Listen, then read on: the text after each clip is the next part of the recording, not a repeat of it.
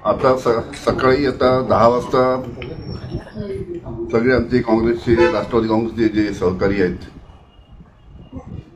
जे जळगावातले आहेत की ग्रामीण भागातले, त्या सर्व सहकारी आमदार माजी आमदार या सर्वांची चर्चा आज करून त्यांचं सगळ्यांचं मत ऐकून घेऊ, त्यांच्या काय सूचना आहेत त्या ऐकून घेऊ आणि त्या ऐकल्यानंतर मग जयंतरावशी चर्चा करून मग योग्य तो निर्णय घेऊ. सर, खरं तर मोठ्या प्रमाणात जे आहे जळगावमध्ये इच्छुकांची संख्या पाहायला मिळते विधानसभेमध्ये, याबाबत देखील आज काही चर्चा होणार आहे. असं आहे, लोकसभेच्या निवडणुकीमध्ये काय झालं आपल्याला कल्पना आहे. 48 पैकी 31 जागा आमच्या महाविकास आघाडीच्या आल्या. त्याच्यामुळे आता विधानसभेची जी निवडणूक आहे त्या विधानसभेच्या निवडणुकीमध्ये 100% राष्ट्रवादी काँग्रेसची सत्ता येणार अशा पद्धतीचं वातावरण आहे. आणि अशा पद्धतीचं वातावरण असताना आता ज्या पद्धतीनं संपूर्ण या जळगाव जिल्ह्यामध्ये सुद्धा कोणत्या कोणत्या जागा मागायच्या याची सुद्धा मी चर्चा करू आणि जागा मागायची असेल तर कोण तिथे चांगले उमेदवार असू शकतात याची सुद्धा चाचपणी करू.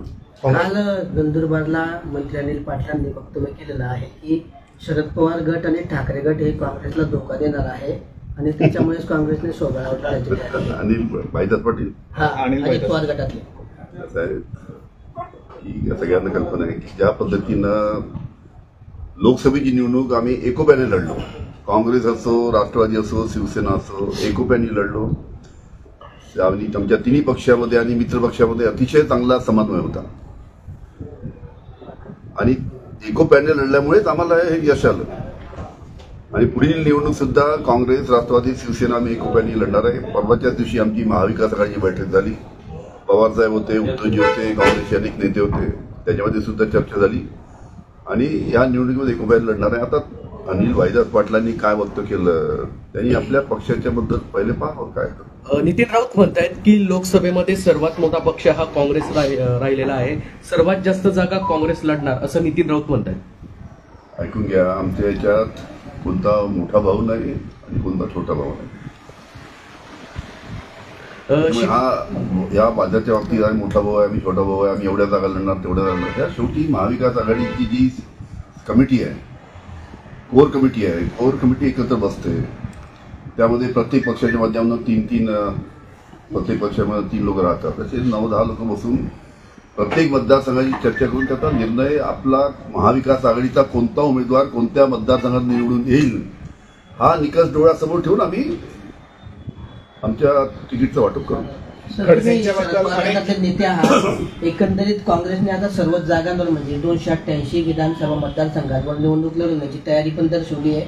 तसेच त्यांनी इच्छुकांकडून अर्ज पण मागवले, पण मात्र राष्ट्रवादीकडून आपण किती जागांची मागणी करणार आहात? असं आहे की प्रत्येक पक्ष सर्वांची तयारी, प्रत्येक मतदारसंघामध्ये आपला पक्ष वाढला पाहिजे या दृष्टीने काँग्रेसही काम करतं, राष्ट्रवादी करतं, शिवसेनाही करतं. त्याच्यामुळे सगळ्यांची मागणी राहते की आम्हाला जास्त मिळायला पाहिजे. शेवटी कोर कमिटी एकत्र बसून सर्व नेते एकत्र बसतील, वरिष्ठ नेते, आणि चर्चा करून कोणता उमेदवार कोणत्या पक्षाचा कोणता उमेदवार कोणत्या मतदारसंघात निवडू शकतो याची चाचपणी करून तसा निर्णय घेतील. कोणत्या पक्षाला किती जागा मिळाल्या, काँग्रेसला किती मिळाल्या, राष्ट्रवादीला किती मिळाल्या, शिवसेनेला किती मिळाल्या हा दुय्यम प्रश्न आहे. निकष महत्वाचा आहे की निवडून येणारा उमेदवार त्याची आम्ही निवड योग्य करू. खडसेंच्या बाबतीत अनेक आपले माजी मंत्री किंवा कार्यकर्ते नाराज असल्याचं आहे. नेमकी खडसेंची भूमिका अद्यापही स्पष्ट नाही, त्यामुळे कार्यकर्त्यांमध्ये मोठा संभ्रम निर्माण होतो. ठीक आहे, स्वतःची भूमिका एकनाथजी खडसे जाहीर करतील. त्यांच्या मुलीच्या विषयी पण चाललेली चर्चा नाही. त्यांची जी कन्या आहे ती आमच्या महिलाची राज्याची अध्यक्ष आहे, चांगल्या पद्धतीने राज्यामध्ये काम करते. पण जळगाव जिल्ह्यात नाही झालं तसं. ठीक आहे, त्यावर काही आज होणार चर्चा किंवा सगळ्यांचं मत ऐकून. शरद पवार गटामध्ये बरेचसे जे बाहेर पडलेले लोक होते ते परत शरद पवारांना घेऊन येत आहेत. BRS मध्ये गेलेले भारत आमखेजे ते आज परत येत आहेत. अरे बाबा, लोकसभेच्या निवडणुकीच्या नंतर लाईन लागलेली आहे.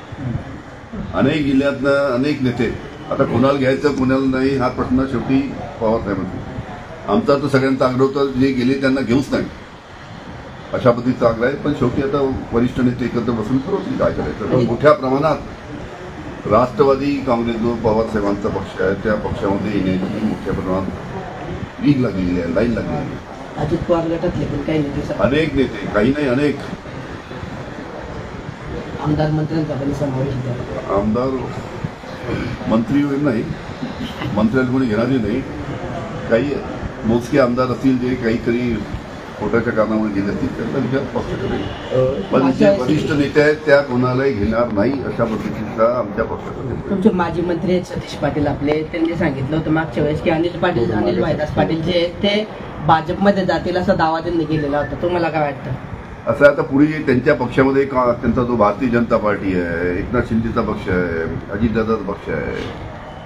आता यांच्यामध्ये काय होतं काय नाही, चर्चा अशी आहे संपूर्ण की या भारतीय जनता पार्टी एकनाथ शिंदेला म्हणतील तुम्ही अलग लढा, अजितदादाच्या पक्षाला म्हणतील तुम्ही अलग लढा, मग आपण विधानसभेची निवडणूक झाल्यानंतर एकत्र येऊ, अशा प्रकारची सुद्धा चर्चा आहे.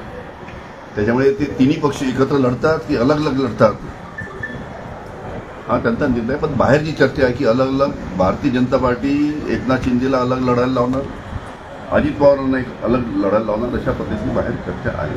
तर अजित पवार गटाला कमळाच्या चिन्हावर निवडणूक लढावं लागेल का मग?